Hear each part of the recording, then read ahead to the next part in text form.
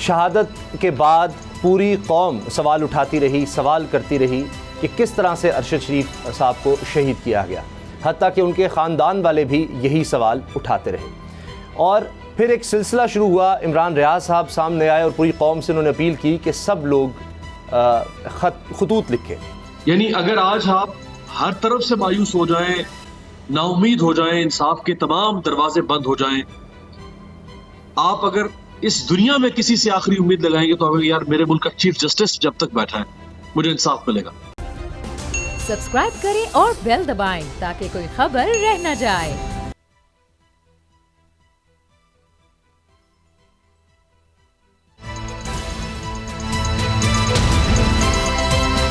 अब पता चला।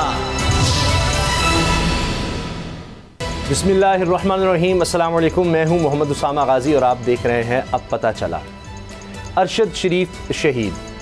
शहादत के बाद पूरी कौम सवाल उठाती रही, सवाल करती रही कि किस तरह से अरशद शरीफ साहब को शहीद किया गया। हत्ता कि उनके ख़ानदान वाले भी यही सवाल उठाते रहे। और फिर एक सिलसिला शुरू हुआ। इमरान रियाज साहब सामने आए और पूरी कौम से उन्होंने अपील की कि सब लोग खतूत लिखें। आज के प्रोग्राम में बात करेंगे अरशद शरीफ के कत्ल पर, सुप्रीम कोर्ट का खुद नोटिस, हुकूमत का इलेक्शन पर आमादगी का इजहार और सियासी तकरार पर ज़ाती इंतकाम। हुकूमत का सबसे बड़ा खिलाड़ी साबित हो रहा है सबसे बड़ा नाड़ी। सवाल उठ रहे हैं कहाँ है वो स्पीड और कहाँ है वो तजर्बाकारी जिसका दावा पुराने पाकिस्तान वाले बड़े ज़ोर शोर से करते रहे। खबर यह है कि वज़ीर आज़म शहबाज शरीफ जहाँ गए दास्तान छोड़ आए।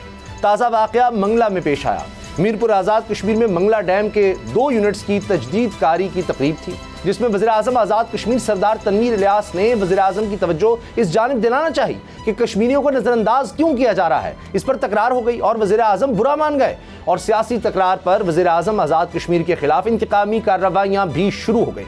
रात गए CDA और इस्लामाबाद इंतजामिया ने सरदार तनवीर इलियास के शॉपिंग सेंटर सेंटोरस को सील कर दिया। इसके इर्द गिर्द खारदार तारे लगा दी, अमले को बाहर निकाल दिया। वज़ीर आज़म के मामले खुसूसी अता तारड़ ने प्रेस कॉन्फ्रेंस करके कहा कि वज़ीर आज़म आज़ाद कश्मीर की हिम्मत कैसे हुई वज़ीर आज़म से तकरार करने की। इन्होंने धमकी ये दी कि अगर वज़ीर आज़म इजाज़त दें तो वज़ीर आज़म आज़ाद कश्मीर का इस्लामाबाद में दाखिला बंद कर देंगे। लेकिन इस सियासी इंतकाम के खिलाफ जब आज़ाद कश्मीर में मुजाहरे शुरू हुए, तारीख में पहली बार किसी वज़ीर आज़म का पुतला जलाया गया तो इस्लामाबाद में भी अंजुमन ताजरान पाकिस्तान ने एहतजाज शुरू कर दिया। तो हालात बिगड़ते देखकर इंतजामिया ने मॉल को डीसील करने में ही आफियत जानी। मगर इस सारे वाक़े के दौरान कश्मीरियों को क्या पैगाम दिया गया? दूसरा, इस वाक़े ने खुद को कश्मीरी कहलाने वालों की असलियत भी खोल दी। एक और मामला जिसमें हुकूमत की बदनीयती और मुजरिमाना गफलत का पोल खुलने को है वो अरशद शरीफ शहीद के कत्ल का मामला है जिसका सुप्रीम कोर्ट ऑफ पाकिस्तान ने आज खुद नोटिस ले लिया है। चीफ जस्टिस की सरबराही में सुप्रीम कोर्ट का 5 रुकनी बेंच इसकी समाअत करेगा। आज दौरान समाअत अदालत सरापा सवाल थी कि हुकूमत की फैक्ट फाइंडिंग कमेटी की तहकीकात कहाँ तक पहुंची हैं। 43 दिन गुजरने के बाद भी सुप्रीम कोर्ट में इसकी रिपोर्ट क्यों जमा नहीं कराई गई। सबसे बढ़कर यह कि सुप्रीम कोर्ट ने आज ही अरशद शरीफ के कत्ल का मुकदमा दर्ज करने का हुक्म दे दिया है। अरशद शरीफ की वालिदा का मौक़िफ़ है कि मेरा बेटा कत्ल हुआ, FIR भी मैं दर्ज कराऊंगी। क्या इमरान खान पर हमला केस के बरक्स अरशद शरीफ की वालिदा को FIR दर्ज कराने में कामयाबी होगी या नहीं? क्या अरशद शरीफ शहीद को इंसाफ मिलेगा? कातिल कैफरे किरदार को पहुंचेंगे? इसी से आगाज़ करेंगे। आज खुसूसी तौर पर हमें अमीर अब्बास ज्वाइन कर रहे हैं। अमीर, जिस तरह से ये आज खुद नोटिस 43 दिन के बाद होता है और उसमें भी अजीबो गरीब बातें सामने आती हैं कि जी वो वज़ीर दाखिला जब रिपोर्ट देख लेंगे उसके बाद की आज तक मुकदमा तक दर्ज नहीं हुआ। सुप्रीम कोर्ट की मेडिकल रिपोर्ट पर भी सवालिया निशान है। तो इसका मतलब है कि ये तो कुछ भी नहीं किया गया इन 43 दिनों में। उसामा वो कहते हैं ना कि हाय उस जूद पशेमा का पशेमा होना। अगर हमारे अदालती निज़ाम को आज शर्मिंदगी महसूस हो रही है, अगर हमारे अदालती निज़ाम को आज 43 दिन के बाद ये नदामत महसूस हो रही है, अगर हमारे अदालती निज़ाम के ज़मीर पर जो बार बार दस्तक दी जा रही थी आज अगर उस ज़मीर ने अपना दरवाज़ा खोला है तो मैं समझता हूँ कि ये एक खुशाइद बात है और बाइस शर्म बात भी है। यानी बाइस शर्म बात इस तरह से कि सैकड़ों हजारों खतूत लिखे गए सुप्रीम कोर्ट के चीफ जस्टिस को। देखिए, चीफ जस्टिस जो होता है वो काजी उल कुज़ात होता है। अल्लाह के बाद जमीन के ऊपर सबसे आखिरी उम्मीद और सबसे बड़ी ताकत अगर कोई होती है तो वो उस मुल्क का काज़ियुल कुज़ात है।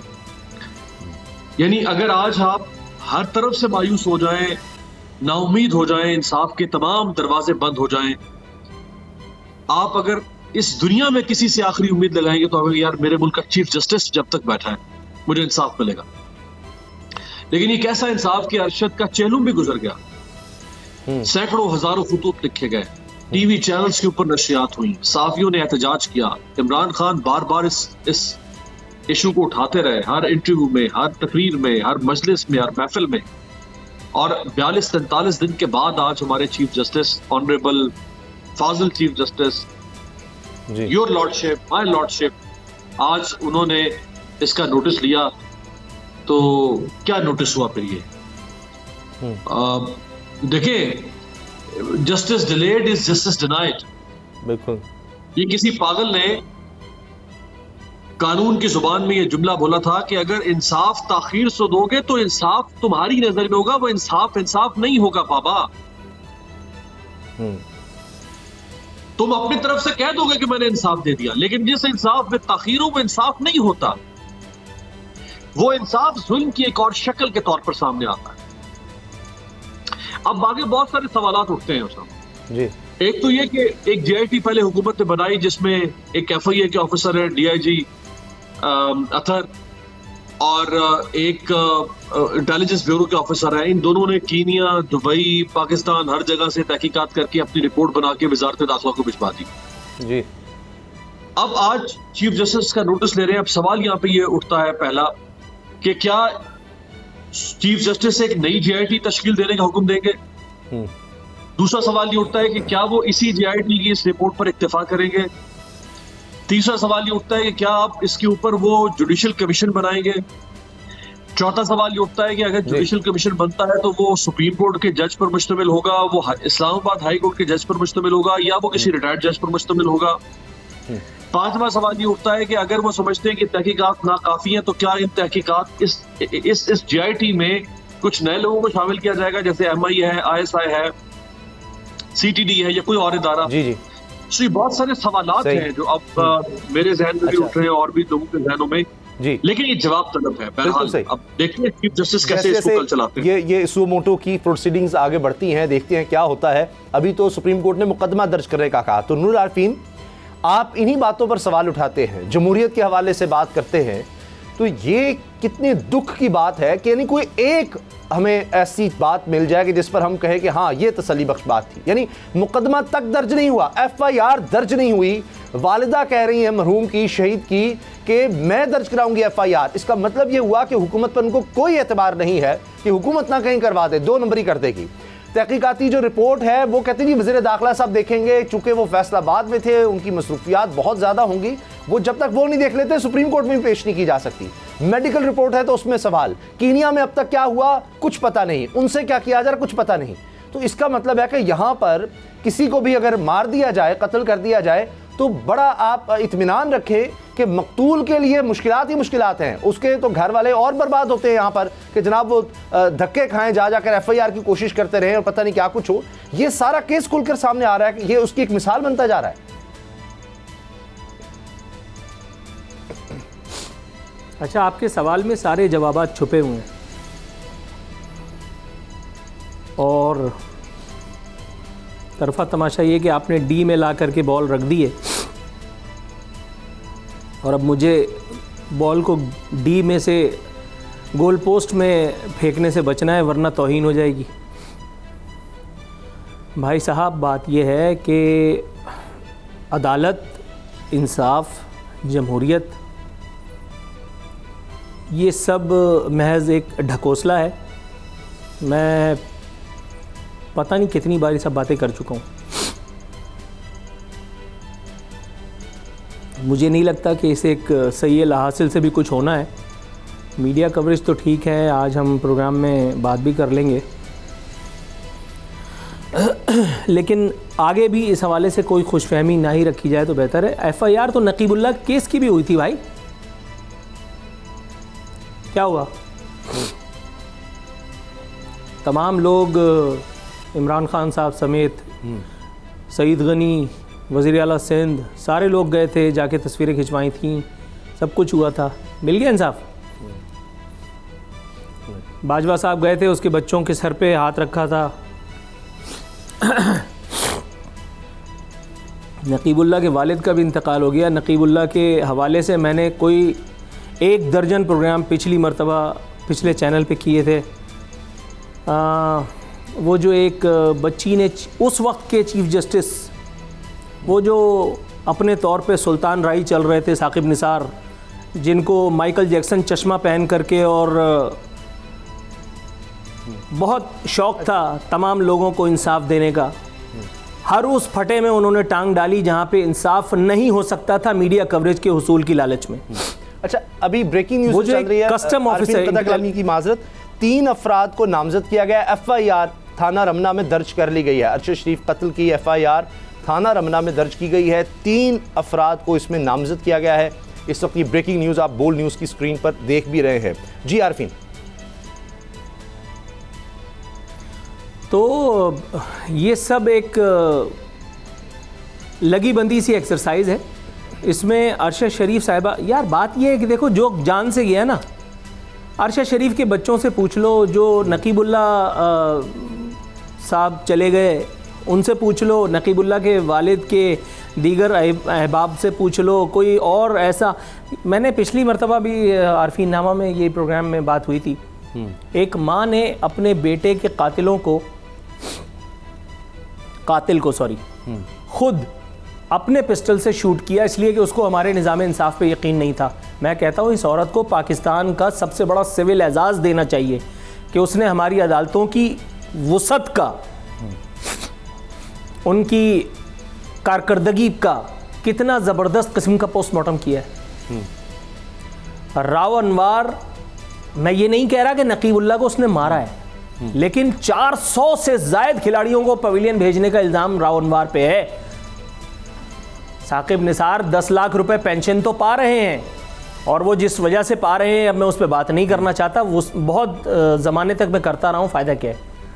लेकिन कोई ये तो पूछ ले कि भाई वो राव अनवार को पकड़ना था, जिसको इस्लामाबाद एयरपोर्ट पे FIA ने रोक लिया था। उसके बाद साकिब निसार ने बड़ी मीडिया कवरेज ली थी, जुडिशल एक्टिविज़म के तमाम हामियों ने बड़े भंगड़े पाए थे। मैं तो हैरान होता हूँ, इस मुल्क में जुडिशल कॉन्फ्रेंस से यहाँ से लोग जाते हैं, बाकायदा तकारीर करते हैं, और रिटायर होने वाले हर चीफ जस्टिस को निज़ाम इंसाफ में कीड़े नज़र आते हैं। कम से कम साबिक 3 चीफ जस्टिस के हवाले से मैं 30-35 प्रोग्राम कर चुका हूँ।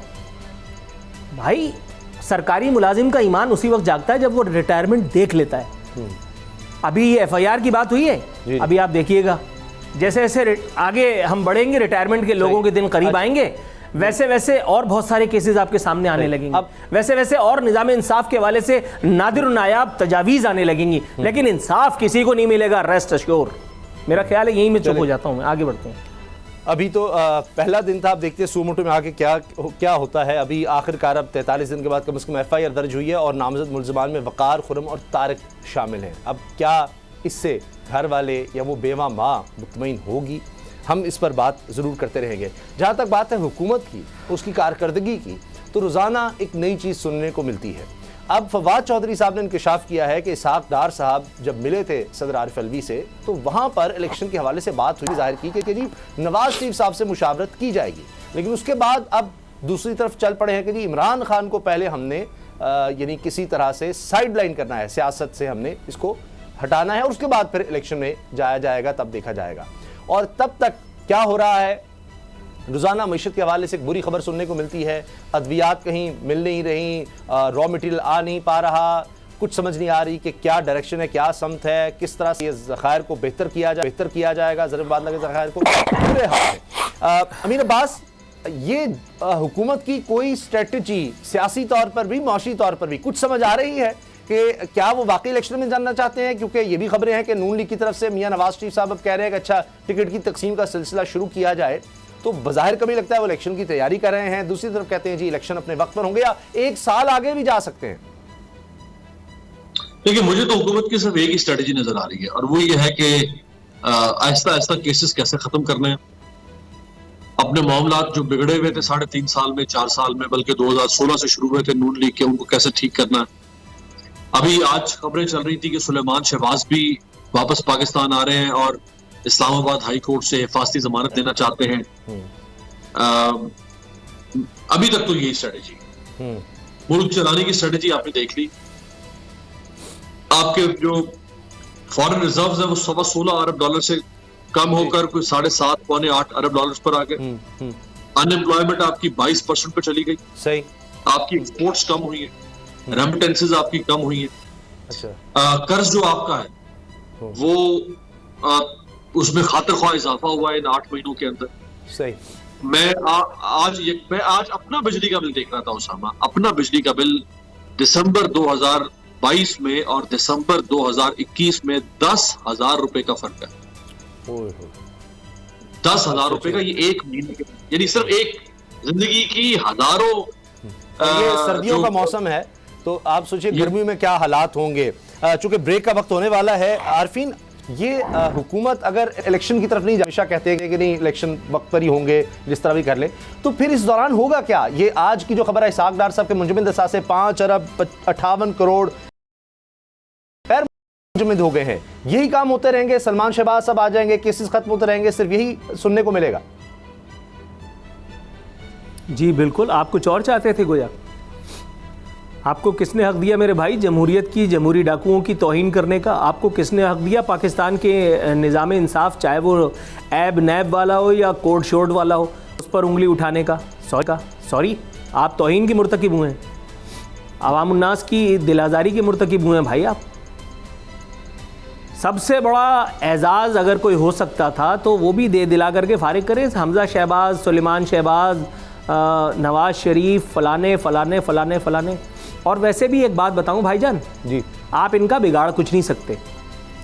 ये बात मैं उस वक्त से कह रहा हूं जिस वक्त से इमरान खान साहब वज़ीर आज़म थे और बड़ी बड़ी बातें होती थीं, बड़ी मूँछों को ताव दी जाती थी कि वो 50 रुपए के स्टाम्प पेपर पे भाग गया। 50 रुपए के स्टाम्प पेपर पे भागा नहीं था, भगाने वाले मौजूद थे बाकायदा उस वक्त जी। उन्होंने फैसिलिटेट किया। बाद में हर आदमी मासूम बन रहा था कि नहीं जी हमें नहीं पता था, हमें नहीं पता था। सबको सब पता था, सबको पता था, इसलिए कि उसको इसलिए भगाया था ताकि पिछली वाली हुकूमत इत्मीनान से हो जाए। वो तो एंड टाइम पे मामलात कहीं इधर उधर हो गए। अच्छा, तो हमजा शहबाज, सुलेमान शहबाज, नवाज शरीफ, शहबाज शरीफ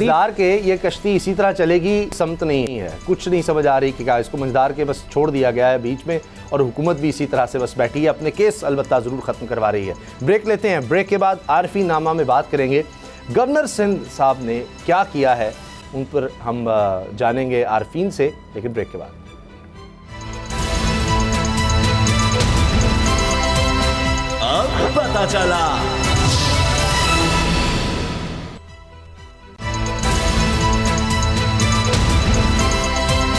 अब पता चला। गवर्नर सिंध कई तकारीब में जाते हैं, बहुत से बयानात देते हैं, बड़ी दिलचस्प बातें भी उनके सामने आती हैं। इसी हवाले से आज आरफी नामे में बात करते हैं। जी आरफी। जी उसामा, गवर्नर सिंध कामरान टिसोरी साहब ने इंतबाह जारी किया है। कह रहे हैं उन्हें खदशा है कि कहीं उर्दू ज़बान ख़त्म ही ना हो जाए। सर, जिन उर्दू बोलने वालों को ख़त्म करने के लिए आपको लाया गया है, अगर उनकी हालत पर आप थोड़ा सा रहम खाते हुए ये बता देते कि ये मंसूबा किसका था और इस मंसूबे की पर अमल दरामद करते करते और मुत्तहदा कौमी मूवमेंट को कितनी दिहाड़ियाँ आप दिलवाएंगे, तो मेरा ख्याल है महाजिर कौम आपकी ज़्यादा मशकूर होती, ज़्यादा शुक्रगुजार होती। ये आर्ट्स काउंसिल में जाकर के अहमद शाह से अजरक रिसीव करना और बैठ कर के कोई अच्छी अच्छी बातें सुन लेना और अपने अज़ाइम का इजहार करना, ये सब तो चलो ठीक है, ये सब फांदेबाजी तो हर आने वाला कर रहा होता है। आप कर रहे हैं तो कौन सी नई बात है। गाड़ी पे हूटर लगता है तो आदमी का दिमाग वैसे भी कहाँ काबू में होता है। जब मिलिट्री सेक्रेटरी होता है, एडीसी होता है, प्राइवेट सेक्रेटरी होता है, फलाना फलाना होता है, तो बहुत सारे लोगों को हमने बेकाबू होते देखा है। एक मैट्रिक पास साहब भी यहाँ आए थे, इंटर पास सॉरी। अब तो इस ओहदे की वैसे भी कोई मर्तबत रह नहीं गई है, ये तो मतलब जिसका दिल चाहता है ऐसे ही। लेकिन फिर भी उर्दू बोलने वालों की हालत पर रहम खाने के बजाय आप उर्दू ज़ुबान के पीछे पड़ गए।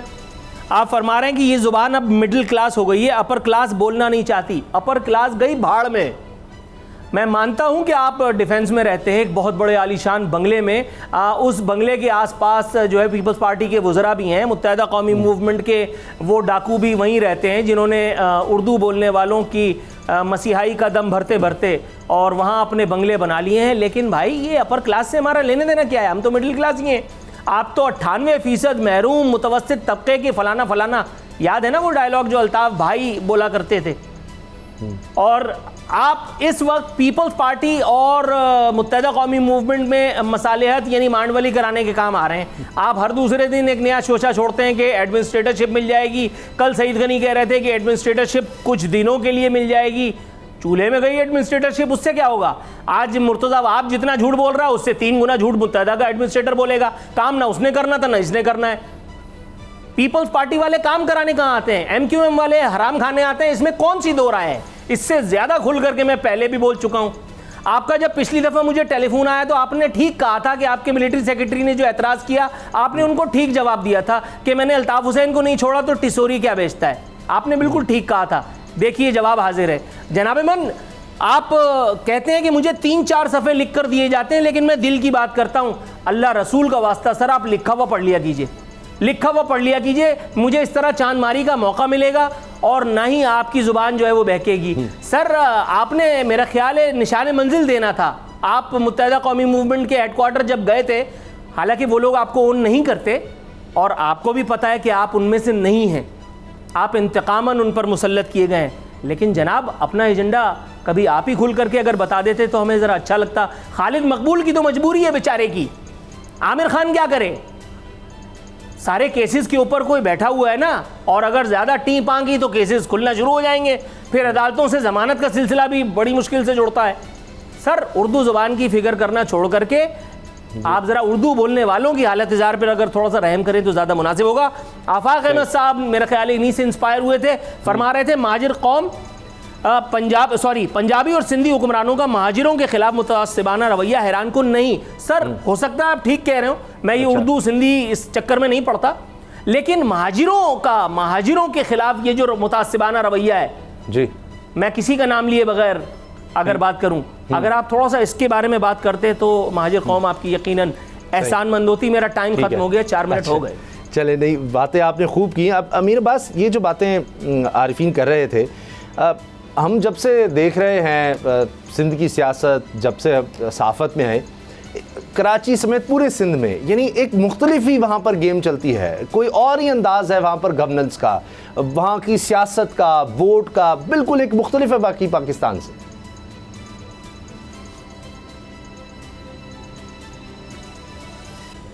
जी अमीर अब्बास को आवाज़ आ रही? जी आवाज़ आ रही है आपको? जी बिल्कुल बिल्कुल जी। मैं जी देखिए, सिंध के बारे में मैं अक्सर एक जुमला बोला करता हूँ कि सिंध जो है ना वो लैंड ऑफ नो लॉ है। सिंध सरजमीन बेआइनो कानून है, और वहां पे एक ही आइन और एक ही कानून है और एक ही ज़ाब्ता है, और वो है वहां पे सबसे ऊपर, यानी जो पिरामिड बनता है ताकत का, इक़्तिदार का, वहां सबसे ऊपर है भुट्टो खानदान, साथ अब सरदारी खानदान भी है। पहले के मोहतरमा जब तक थी तो फिर हम भुट्टो खानदान कहते थे। अब चूंकि साथ आसिफ अली जरदारी साहब भी इक़्तिदार का हिस्सा है 2008 से, और उनकी हमशीरा दूसरी उनकी हमशीरा वो भी कहीं ना कहीं पावर कॉरिडोर में। सो अब जरदारी खानदान भी साथ, तो पिरामिड पे तो सबसे ऊपर ये बैठे हुए। उसके नीचे फिर अंदरून सिंध के जो वडेरे हैं, जो जागीरदार हैं, जिन्होंने पूरे इंटीरियर सिंध को अपने घुटने के नीचे रखा हुआ है, वहां इनका कानून चलता है। तो सिंध में आप किस लॉ की बात करते हैं, किस गवर्नेंस की बात करते हैं? वहां अभी भी उसी तरह से करप्शन चल रही है। हमारे मीडिया के लोग जो बहुत अहम इंतजामी ओहदों पर होते हैं वो जानते हैं, इस बारे में बाखबर हैं कि सिंध की वजारत इत्तलात किस तरह करप्शन करती है। आप इंटीरियर सिंध में चले जाएं, अभी जो सैलाब के बाद सूरत हाल आप देखें कि क्या आपने कभी देखा कि आसिफ अली जरदारी साहब किसी खैमे में गए हों? वो जो रात ठिठुरती हुई रात में शब बसरी करने वाले के लोग जिनसे ये वोट लेते हैं, उन्होंने वहां उनके साथ रात गुजारी हो, को बिलावल साहब ने पिछले को एक डेढ़ महीने से कभी आप जरदारी साहब को तो मैंने खैर देखा ही नहीं कहीं। बिलावल साहब तो शुरू में गए थे क्योंकि वो इतनी बड़ी आफत आई थी तो फौरी तौर पे एक प्रेशर था तो वो गए। उसके बाद पिछले को डेढ़ महीने से तो मंजर आपको याद हो।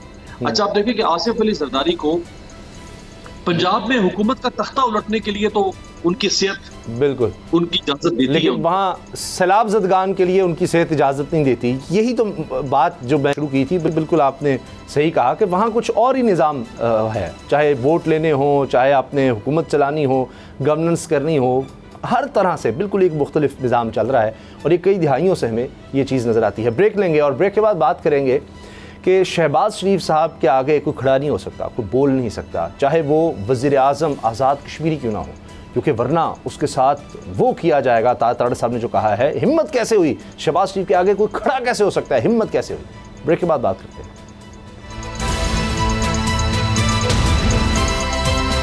अब पता चला।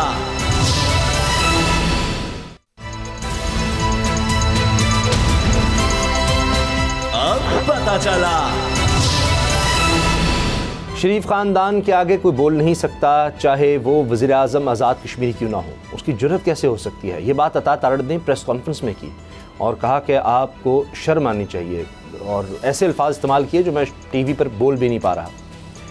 अब ये वज़ीर आज़म आज़ाद कश्मीर क्या कहना चाह रहे थे, सिर्फ ना कि आपने कश्मीर के लिए अभी तक किया क्या है, तो इसी पर इतना ज़्यादा गुस्सा निकाला वज़ीर आज़म साहब ने, शहबाज शरीफ साहब ने, कि एक तरफ वो कहते हैं कि जी मैं मांगने नहीं आया लेकिन मजबूरी है, बाहर जाते हैं। और जो इन्हीं के चहीते अखबार आता है, वहाँ मैंने ख़ुद ये पढ़ा कि जनाब ये सरदार तनवीर इलियास खान वज़ीर आज़म आज़ाद कश्मीर का ख़ानदान 1 से 1.5 अरब डॉलर बाहर से पाकिस्तान लेकर आया, यानी फॉरेन इन्वेस्टमेंट लेकर आए हैं 1 से 1.5 अरब डॉलर। इस्लामाबाद में सेंटोरस मॉल सबसे बड़ा मॉल है दारुल हुकूमत में, और वहाँ पर हज़ारों लोगों का रोज़गार वाबस्ता है, उसको बंद कर दिया इस बदले में, और ये माजी में भी यही काम करते रहे हैं। उसके असरात क्या हुए? सड़कों पर ताजर आ गए और एहतजाज हुआ, फिर जाहिर है कि इनको मॉल को फिर दोबारा डीसील करना पड़ा। नूर आरफीन, ये है तर्ज़ सियासत, ये मुल्क चलाएंगे। एक तरफ मईशत का बुरा हाल है और दारुल हुकूमत में बैठकर ये इन्वेस्टमेंट के हवाले से ये पैगाम दे रहे हैं, यानी इतनी इनकी जो क्या कहना चाहिए ईगो है, वो इतनी सी बात पर हर्ट हो जाती है कि जी कोई खड़े होकर सवाल भी नहीं कर सकता इनके आगे।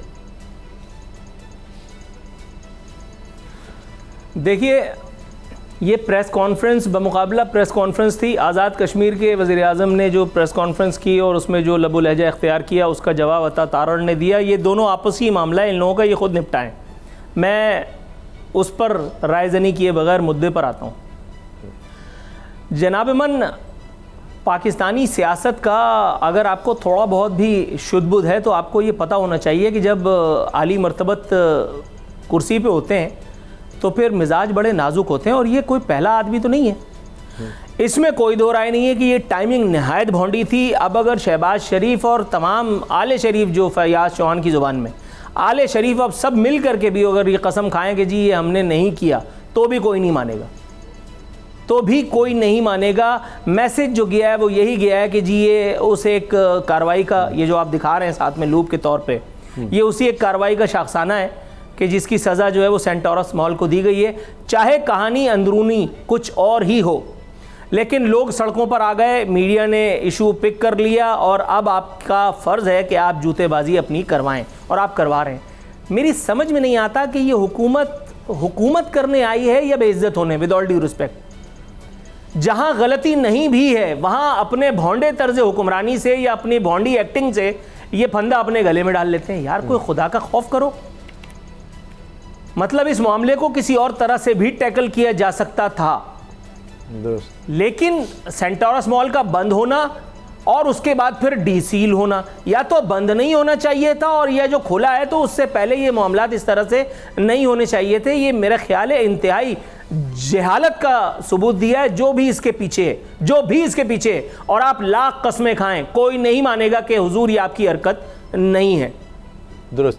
अच्छा अमीर अब्बास, आप क्या कहते हैं? इस्लामाबाद में आप रहते हैं, इस्लामाबाद के बासी जब आए सड़कों पर उसके बाद जनाब उल्टे पांव फिर वज़ीर आज़म साहब भी भागे हैं, लेकिन दूसरी तरफ इतना रोब और दबदबा के कोई सवाल भी नहीं कर सकता, खड़ा नहीं हो सकता। ये कोई आइन में कहीं लिख दिया गया है कि शरीफ ख़ानदान से कोई सवाल नहीं कर सकता, कोई बात नहीं कर सकता, और फिर वहाँ पर इजाज़त है कि जिस वक्त वो चाहें, क्योंकि उनकी यहाँ पर बादशाहत है, तो वो पुलिस को रातों रात बुलाकर वो सील भी कर दें, और उसके बाद जब प्रेशर देखे तो डी सील भी कर दें। इसका मतलब है कि उनकी मर्जी चल सकती है। तो कौन आएगा इन्वेस्टमेंट फिर करने पाकिस्तान में, कि वो तो कहेंगे जनाब इनसे ताल्लुकात बनाओ, जो हुकूमत है उसके साथ, उसके अलावा नहीं। कभी भी आपने कुछ थोड़ा सा कर दिया, इनको नाराज़ कर दिया, आपके कारोबार को वो तबाह कर देंगे। देखिए, दो हिस्से हैं मेरे जवाब के उसामा। सबसे पहली बात हुई कि बहरहाल कुछ तकारीब का एक अपना डेकोरम होता है और कुछ ओहदों का भी अपना एक तकाजे होते हैं, डेकोरम होता है। एक वज़ीर आज़म दूसरे वज़ीर आज़म से मुखातिब हो रहा है, बेहतर ये था कि वो तकरीब के बाद उनसे बात कर लेते, या तकरीब शुरू होने से पहले उनसे बात कर लेते, या अपने सरकारी चैनल से, जिस तरह prime minister Azad Kashmir prime minister of Pakistan को कम्युनिकेट करता है, उस तरह कर लेते। बेहतर होता कि वो एक ऐसा अंदाज अपनाते, उनको पूरा हक है बात करने का। वो एक पाकिस्तान के एक जुज़्व का चीफ एग्जीक्यूटिव है, उसका पूरा हक है कि वो वज़ीर आज़म पाकिस्तान से सवाल करे। कोई चीफ मिनिस्टर सवाल कर सकता है, कोई गवर्नर सवाल कर सकता है, कोई और प्रोविंशियल मिनिस्टर सवाल कर सकता है, लेकिन बहरहाल कुछ तकाजे होते हैं, उनको भी सामने रखना चाहिए। दूसरा ये कि अगर उन्होंने सवाल कर ही दिया था, तो क्या शहबाज शरीफ की शान पे इतना नागवार गुजरा, क्या इतना जो है वो जिले सुबहानी, इतने उनकी इज्जत के ऊपर कोई हर्फ आ गया कि अगर उनसे सवाल हो गया तकरीब के अंदर, या उन्होंने थोड़ी तकरार कर दी, इसमें इंतकामी कार्रवाई पर उतरने का क्या मकसद बनता था? अब लाख कोई कहता रहे कि नहीं नहीं ये इंतकामी कार्रवाई नहीं, लेकिन तासुर क्या है, सही पब्लिक परसेप्शन क्या है कि इधर देखिए ये सेंटोरस मॉल जो है अमीर बस का और पहलू भी है। खैर मैं देख रहा हूँ सोशल मीडिया पर चल रहा है कि इसी तरह से सवाल राजा फारूक हैदर साहब मुस्लिम नून के रहनुमा थे और वो वज़ीर आज़म थे, तो उस वक्त इमरान खान साहब वज़ीर आज़म थे, इसी तरह उन्होंने खड़े होकर तकरीब में उनसे सवाल भी किया था कि जी सारी लीडरशिप के साथ बैठे, नवाज शरीफ के साथ बैठे, तो ये भी बात होती है। लेकिन चलो उसको अलग रखते हैं। लेकिन अता तारड़ ने जिस तरह से प्रेस कॉन्फ्रेंस की है कि जी तुम इस्लामाबाद आकर दिखाओ और शर्म से डूब मरना चाहिए, जो भी उन्होंने कहा, अब फिर भारत में तो इसको इस्तेमाल किया जाएगा कि जी आज़ाद कश्मीर में देखिए वहां का वज़ीर आज़म है, उसके साथ किस तरह से बात की जा रही है, काबीना का मेंबर किस तरह बात कर रहा है, तो ये तो एक इशू वो तो बनाएंगे इसको। देखिए ये जो सरदार तनवीर इलियास है वो एक इलेक्टेड रुकने असेंबली हैं आज़ाद कश्मीर के, और फिर वो एक इलेक्टेड प्राइम मिनिस्टर है। उनसे पहले एक और प्राइम मिनिस्टर थे, फिर उसके बाद ये प्राइम मिनिस्टर बने जी। सवाल ये है कि अताउल्लाह तारड़ साहब कौन है? आप तो एक नॉन इलेक्टेड शख्स है, आपकी तो सिर्फ शहबाज शरीफ और उनके बेटे हमजा शहबाज के साथ कुर्बत है, और आप अच्छा बोल लेते हैं। वो कुर्बत और आपका बोलना उसने मिला के आपको शहबाज शरीफ की तर्जुमानी से पहुंचाते पहुंचाते आपको शहबाज शरीफ की काबीना तक पहुंचा दिया। और जिस खानदान से इनके बुजुर्ग रफीक तारड़ साहब क्योंकि इलेक्टेड शख्स थे, मुल्क के प्रेसिडेंट थे, वो अपनी वफादारी सिर्फ दिखाना चाह रहे थे, तो उसमें शायद काफी वो आगे निकल गए। और एक कर दूं कि ये भी देखें आप कि सरदार तनवीर इलियास, आपको उससे इख्तलाफ हो सकता है, तहरीक इंसाफ से इख्तलाफ बिल्कुल हक है, लेकिन 31 साल बाद आज़ाद कश्मीर की तारीख में किसी ने बल्दियाती इंतखाबात करवाए हैं, तो ये वज़ीर आज़म है और तहरीक इंसाफ की वहाँ पर हुकूमत है। तो ये भी एक बड़ा उनका काम है जो जिसको ज़रूर हाईलाइट करना चाहिए। और जवाब वहाँ से क्या आता है जी, वो तकरीब में आकर कोई सवाल ही क्यों करे। प्रोग्राम देखने का शुक्रिया, इजाज़त दीजिए, अल्लाह हाफिज़।